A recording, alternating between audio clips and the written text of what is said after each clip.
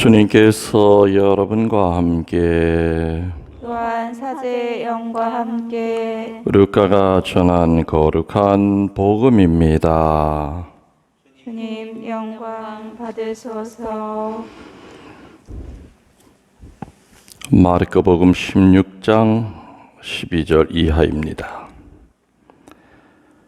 바로 그날 제자들 가운데 두 사람이 루카복음 24장 13절 이하입니다. 바로 그날 제자들 가운데 두 사람이 예루살렘에서 60스타디온 떨어진 엠마오라는 마을로 가고 있었다. 그들은 그동안 일어난 모든 일에 관하여 서로 이야기하였다. 그렇게 이야기하고 토론하는데 바로 예수님께서 가까이 가시어 그들과 함께 걸으셨다. 그들은 눈이 가리어 그분을 알아보지 못하였다. 예수님께서 그들에게 걸어가면서 무슨 말을 서로 주고받느냐 하고 물으시자 그들은 침통한 표정을 한 채 멈추어 섰다.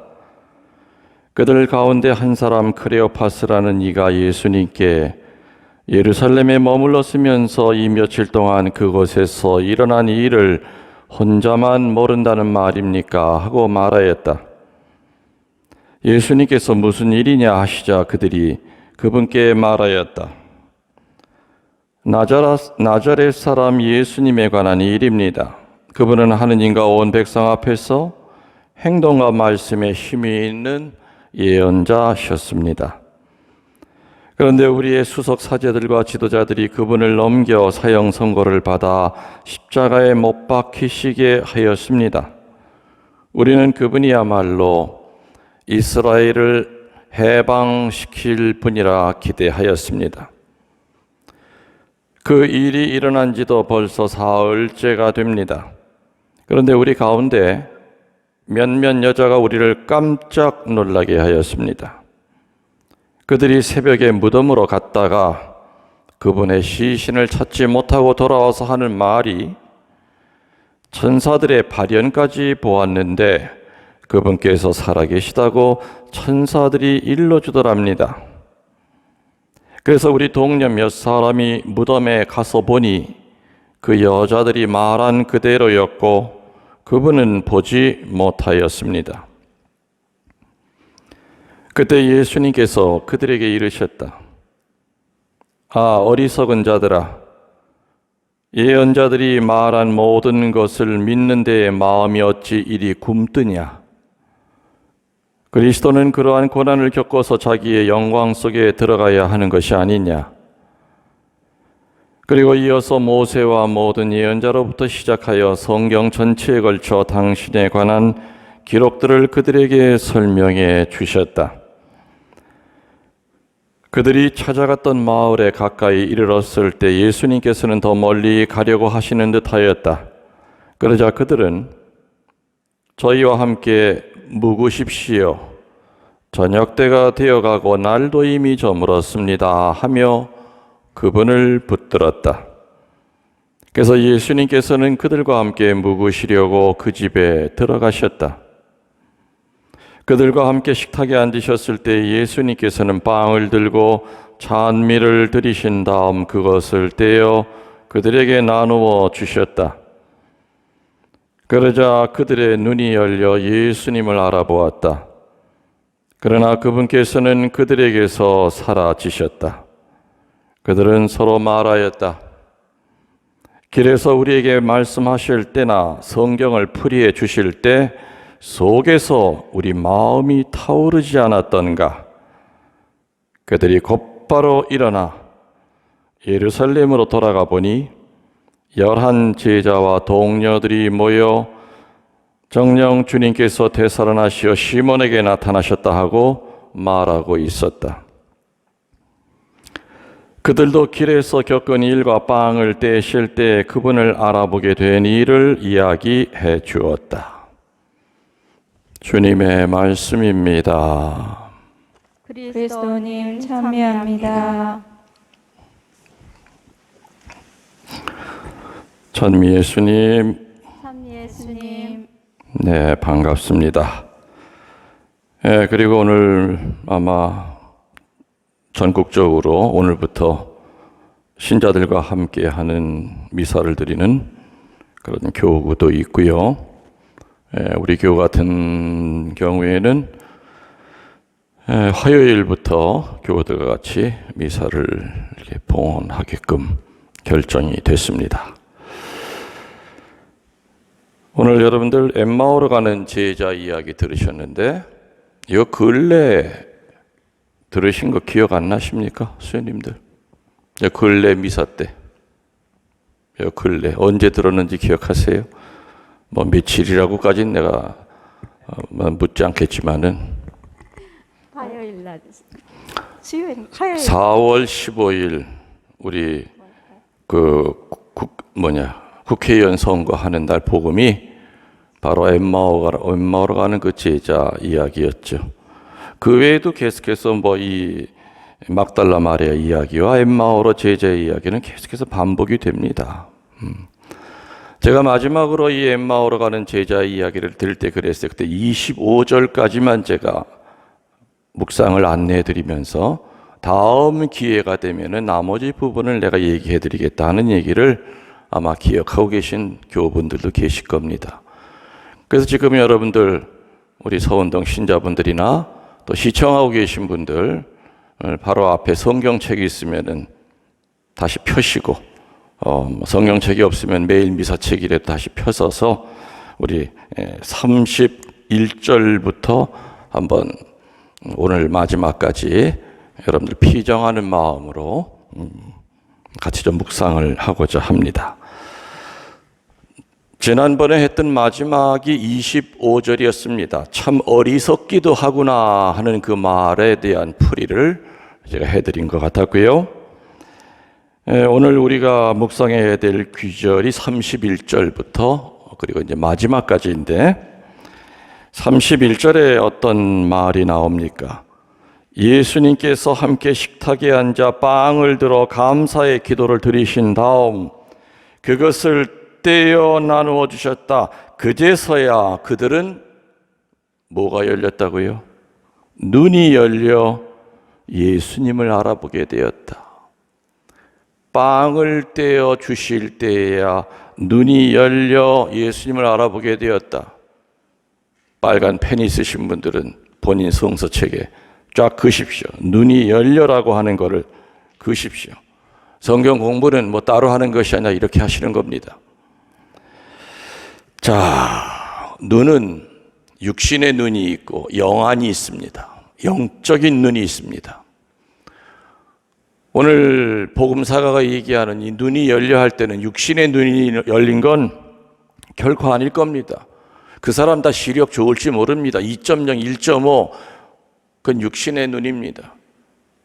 그러나 아무리 머리카락 하나까지 눈에 보이는 좋은 시력을 갖고 있다 하더라도 영안이 닫혀 있으면은 하느님에 관한 것은 조금도 볼 수가 없습니다. 우리의 눈을 열리게 하는 것이 과연 무엇인가? 우리의 눈을 영안으로 만드는 것이 분명히 있습니다. 저는 세 가지를 얘기 드리는데 첫 번째, 서열로 따지면 우리의 영적인 눈이 번쩍 뜨이게 하는 그 첫 번째는 고통입니다. 뭐라고 그랬어요, 수연님들? 고통이죠? 다른 말로 십자가입니다. 철학적으로 고통 그 자체는 악이고 어둠입니다. 그렇지만 우리 인간들은 고통을 당하고 나면은 외로워지고 고독해집니다. 다시 말하면은 절대 고독의 수치가 올라가면 올라갈수록 우리의 영의 눈은 열리고 육신의 눈은 닫혀집니다. 절대 고독의 수치가 올라갈수록 우리의 영이 열려서 하느님을 보게 된다는 뜻입니다. 그래서 우리 늘 많이 들었던 얘기죠. 고통은 양면성이 있다고 그럽니다. 고통이 나한테 왔을 때 우리는 두 가지 중에 하나를 선택해야 된다고 어제 토요일 강론 때 제가 얘기를 했습니다. 고통과 고난이 우리 앞에 닥쳤을 때 우리는 주저앉아서 우울증에 빠져서 심지어는 자기의 목숨까지 끊는 이런 어둠의 길을 선택할 것이냐, 아니면 그 고통을 비려 삼고 걸음 삼아서 하느님을 바라보는 새로운 삶으로 부활할 것이냐는 늘 선택을 해야 됩니다. 십자가라고 하는 것은 어느 누구에게나 다 있습니다. 교황님은 십자가가 없었겠습니까? 십자가 가장 큰 분은 예수 그리스도였습니다. 예수 그리스도가 지신 십자가에 비하면 우리의 십자가는 십자가도 아닙니다. 절대로 넘어지기는 할지언정 십자가의 무게, 다시 못 일어날 만큼 큰 십자가는 주시지 않는다는 겁니다. 우리의 영안을 만드는 첫 번째 재료가 십자가입니다. 십자가에 대한 철학적인 의미는 어둠입니다. 십자가가 어떻게 축복입니까? 십자가가 어떻게 선입니까? 고통은 그 자체는 악이고 어둠입니다. 그렇지만 우리는 고통을 당하면 어떤 위치에 있든지 간에 힘듭니다. 그리고 외롭고 고통스럽고 고독해집니다. 그리고 사람과의 그 줄이 하나하나 끊어지는 걸 느낍니다. 그리고 세상 천지에 사막 한가운데 절벽이 꼭대기에 나 혼자만 남은 그런 느낌을 받습니다. 바로 그때 우리는 하느님을 만나는 겁니다. 시나이산 꼭대기에서 비바람 몰아치면서 그 모진 고통을 당하면서 40주야를 모세가 단식과 기도로 하느님께 울부짖으면서 응답을 구했을 때 야훼의 목소리를 들었던 것처럼 고통의 밑바닥에는 지옥이 있는 것이 아니라 하느님이 기다리고 계십니다. 그리고 그 하느님을 만나고 난 다음에는 이제는 세상 것만 잘 보이는 것이 아니라 천상 것이 보이기 시작합니다. 바로 완덕으로 한 발자국 더 나아가게 된 걸 겁니다. 아멘. 아멘.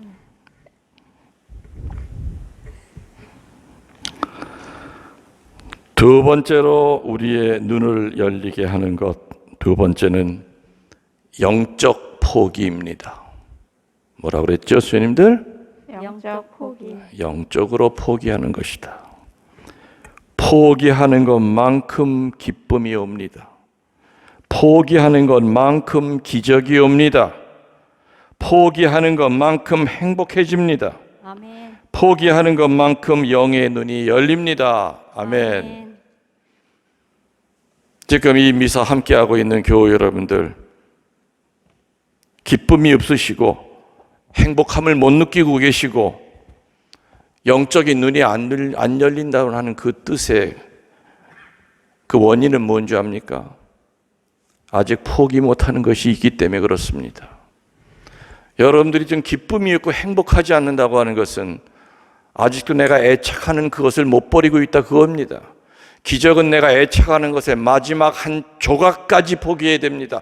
대충 포기해서는 기적이 안 일어나지요. 오병이어의 기적을 일으킨 그 어린 소녀는 자기가 가지고 있는 거 몽땅 포기한 겁니다.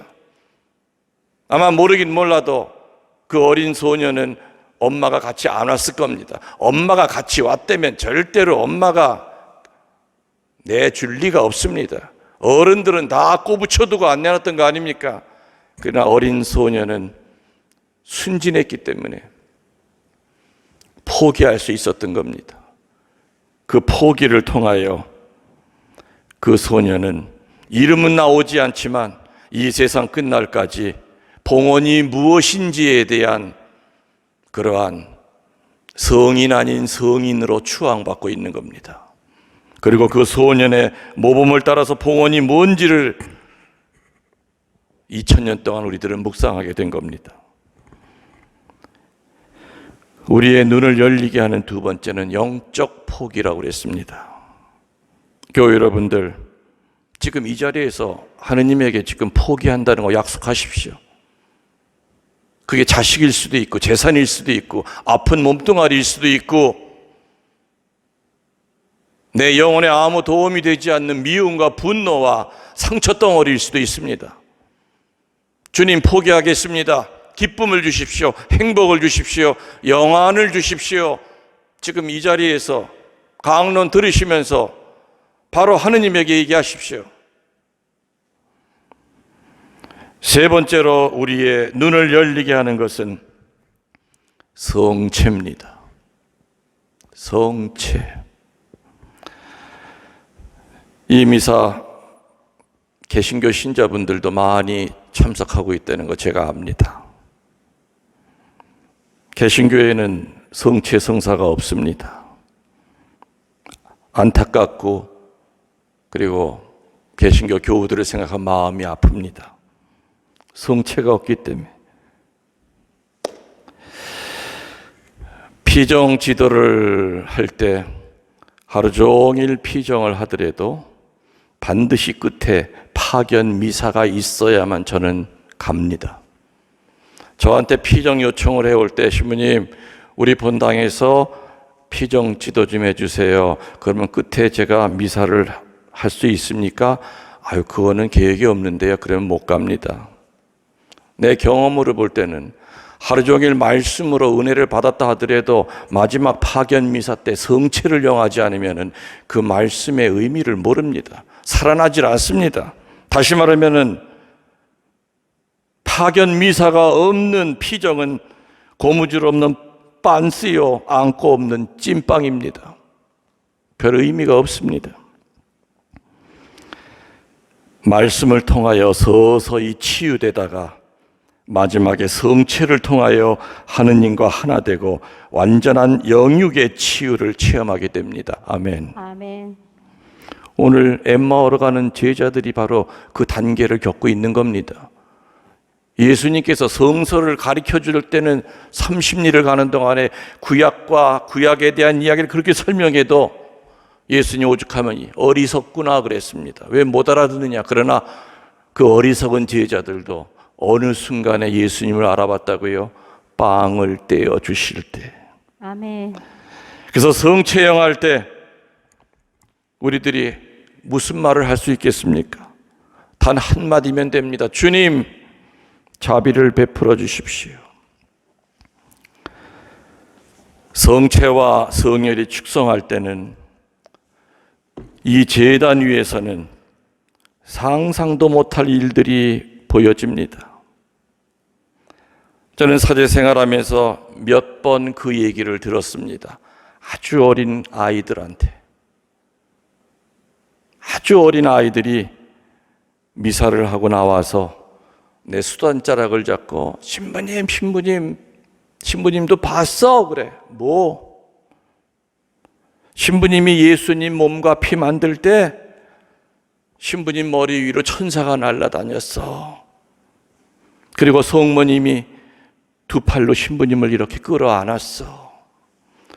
그 어린아이는 성모님의 그 옷 색깔을 설명하려고 아주 애를 썼습니다. 맞습니다. 사제가 성체 성혈 축성할 때는 천사들이 날아다니고 성체를 지킵니다. 그리고 성모님이 사제를 지키시려고 팔을 벌려 사제를 끌어안으십니다. 그리고 축성된 성체 앞에서는 성모님도 그 앞에 무릎을 꿇으십니다. 아멘. 아멘. 이렇게 축성된 성체가 죄인인 우리 몸 안에 오시는데 무슨 긴 말이 필요하겠는가? 성체를 영할 수 있는 자격을 점수로 따져서 신앙생활 80점 이상 하는 사람만 성체 영할 수 있다 한다면 우리 중에 과연 몇 사람이 성체 영할 자격이 있겠습니까? 그렇기 때문에 성체 영할 때 긴 말 필요 없다고 그랬죠. 주님, 죄인입니다. 자비를 베풀어 주십시오. 성서에 바리사이와 세리가 성전에 기도하러 갑니다. 그날 의인으로 인정받고 돌아간 것은 누구였습니까? 놀랍게도 바리새이가 아니라 세리였습니다. 성체 영한 후에 자리에 앉아서, 그때는 성가 부를 필요 없습니다. 성체를 영하고 자리에 앉아서 여러분의 손은 예수님의 손으로 바뀌었기 때문에 그 예수님의 손을 가지고 스스로 치우기도 하십시오. 마음에 상처가 있을 때는 주님, 저의 역사 안에 들어오셔서 제가 아무개로부터 받은 상처 치유시켜 주십시오. 또 몸이 아픈 사람들은 아픈 데다 손을 대고 주님, 당신의 손이 2000년 전 환자들을 치유하는 손이 바로 제 손으로 됐음을 믿습니다. 저 치유시켜 주십시오. 성체를 영한 직후에는 그리스도 비슷하게 되는 것이 아니라 그리스도가 되는 겁니다. 그리스도와 동일화가 이루어집니다. 이제는 내가 사는 것이 아니라 그리스도가 내 안에 사심을 믿습니다라고 고백한 바오로 사도의 믿음으로 바뀌게 됩니다. 아멘. 엠마오 두 제자는 하루 종일 같이 있었는데도 예수님을 몰라보다가 빵을 먹을 때 알아보고 뭐라고 그랬습니까? 길에서 그분이 우리에게 말씀하실 때나 성서를 설명해 주실 때 우리가 얼마나 뜨거운 감동을 느꼈던가. 다시 말하면 성체 영한 후에야 말씀을 완전히 해석하고 깨닫게 된다, 그 뜻입니다. 아멘. 여기에서 성체를 정성껏 잘 배령하는 사람은 말씀을 깨닫는 은혜를 내린다고 하는 영적인 공식을 하나 찾아낼 수 있습니다. 성체 없이 말씀만 있을 때는 구원의 문 안으로는 들어와 있어도 무언가 허전합니다. 엠마오로 가는 그 제자들이 예수님을 바라보는 영안이 떴던 것은 걸어갈 때가 아니라 바로 빵을 떼어주실 때였습니다. 그래서 성체를 정성껏 잘 배령하는 교우들은 반드시 말씀을 깨닫는 은혜도 같이 받는다는 게 영적인 공식이요 원칙입니다. 아멘. 아멘. 글자 모르던, 언문도 못 깨쳤던 어느 할머니가 매일 미사를 열심히 나오는데 정말 성체 영할 때마다 마지막 성체를 영하는 마음으로 영하셨다고 합니다. 그렇게 매일같이 성체를 영하셨는데 어느 날부터 글자가 하나하나 깨우쳐지더랍니다. 아, 이게 아자구나, 이게 예자구나, 이게 주자구나. 그래서 그 할머니는 초등학교 문턱도 안 가봤지만은 매일같이 성체를 열심히 영하다 보니까 글자를 깨우칩니다. 그래서 성서를 읽을 줄 알고 나아가서 전교왕이 되셨습니다. 그리고 성서를 많이 외우게 돼서 암기왕이 돼서 주교님에게 상도 받았다고 합니다. 길에서 배추장사하는 할머니도, 영안이 있는 할머니는 국회의원을 끌고 예비자 교리반에 갑니다. 호떡 굽던 할아버지도 영안이 열려 있으면 대학 교수를 끌고 예비자 교리반에 입교를 시킬 수 있는 능력이 생깁니다. 여러분들은 오늘 다른 거 다 잃어버려도 한 가지 기억하십시오. 성체를 정성껏 잘 배령하는 사람에게는 하느님은 말씀을 깨닫는 은혜도 동시에 내린다고 하는 거, 영적 공식 규칙 잊지 마시기 바랍니다. 아멘. 33절로 넘어갑니다. 33절에 보면 그들은 곧 그것을 떠나 예루살렘으로 돌아갔다. 나오지요? 그들은 곧 그것을 떠나 예루살렘으로 돌아갔다. 바로 여기에서 말씀 체험, 이미 벌써 이 말이 나왔을 때는 엠마오의 두 제자는 큰 두 가지의 체험을 이미 한 상태입니다. 첫 번째는 말씀 체험, 두 번째는 예수님 체험. 한마디로 우리 이것을 성령 체험이라고, 두 단어를 묶어서 성령 체험이라고 얘기합니다. 말씀 체험과 예수님을 체험한 그러한 사람들의 사전에는 불가능이 없다가 아니라 천천히라는 말이 없습니다. 즉시 곧 그곳을 떠나 예루살렘으로 돌아갔다. 다시 말하면 성령 체험한 사람들은 곧바로 열매를 맺으려고 죽을 힘을 다하여 애쓴다는 얘기입니다. 아멘. 아멘. 여러분들 루카복음 4장 38절에 베드로 장모의 치유 이야기가 나오는 것을 아실 겁니다. 사람들이 베드로의 장모를 고쳐달라고 간청합니다. 사위가 고쳐달라고 한 게 아닙니다. 베드로가 고쳐달라고 한 것이 아니라 동네 사람들이 고쳐달라고 간청합니다. 합심 기도를 합니다. 한문의 합자는 지붕 밑에 입이 하나다 그 뜻이라고 그랬습니다. 기도가 하나고 마음이 하나고 행동이 하나면 기적이 일어납니다. 베드로는 장모 입장에서 볼 때 제대로 된 사위는 아니었습니다.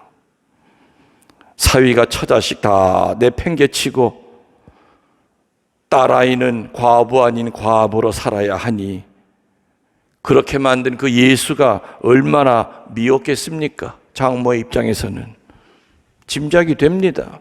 절대로 장모의 입장에서는 예수가 환영할 만한 사람이 아니었을 겁니다. 그래서 장모의 입에서는 나 고쳐달라는 말 못합니다. 동네 사람들이 고쳐달라고 그럽니다. 예수님은 손을 잡고 열을 떨어뜨립니다. 그리고 그 장모는 치유를 받자마자 영안이 생깁니다. 우리 집안 망친 방랑 스승으로 알고 있던 저 예수가 메시아라고 하는 것을 알고 눈이 떠지는 동시에 멈추스리는 것이 아니라 곧바로 일어나서 뭐라고 그랬습니까? 시중을 들었다. 시중을 들었다. 다시 말하면 말씀을 체험하고 예수님을 체험한 사람에게 천천히 나중에 시간 되면 몸 좀 회복되면 이런 단어는 있을 수가 없습니다. 하느님을 체험한 성령을 체험한 사람은 즉시 바로 그 자리에서 열매를 맺으려고 애를 씁니다. 아멘.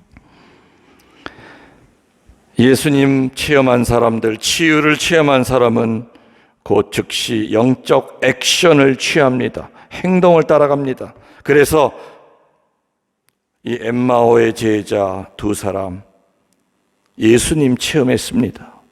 그래서 그 밤중에 30리 길을 다시 달려갑니다. 30리 길이면은 4시간 정도가 걸리죠. 남자들 걸음으로 부지런히 걸으면 심리에 1시간 정도 잡으니까 그 밤중에 왔던 길을 다시 되돌아갑니다.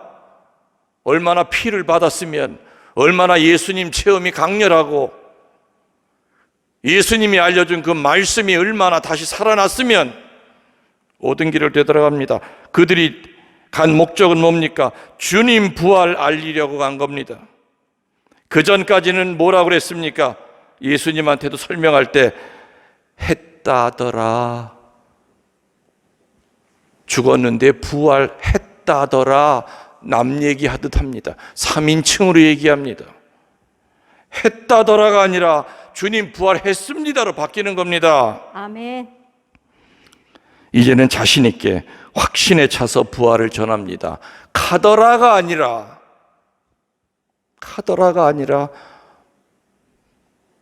본인이 체험한 걸 얘기합니다. 두 제자나 우리나 처음에는 부활을 눈으로 본 것이 아니기에 예수님 체험, 성체 통해서 오시는 그분 체험을 하지 않았을 때는 예수님은 이런 분이라더라 하고 전합니다. 주일학교 가리키는 교사들도 제대에서 강론하는 사제들도 예수님을 체험하지 못하면 강론에 힘이 없습니다. 그래서 항상 예수님이 이렇게 얘기하시더라로 끝납니다. 교리 가르치는 교리 선생님도 이렇게 하더라 카더라로 끝납니다. 했다더라에서 절대 죽을 때까지 못 벗어납니다. 두 제자와 예루살렘 제자들은 만나서 부활 체험을 확실하게 공유하게 됩니다. 이래서 수녀님들 뭐가 생겨난 겁니까? 이래서 뭐가 생겨난 겁니까? 교회가 생겨난 겁니다. 교회는 바로 예수님을 체험한 사람들끼리 모여서 만들어진 것이 교회입니다.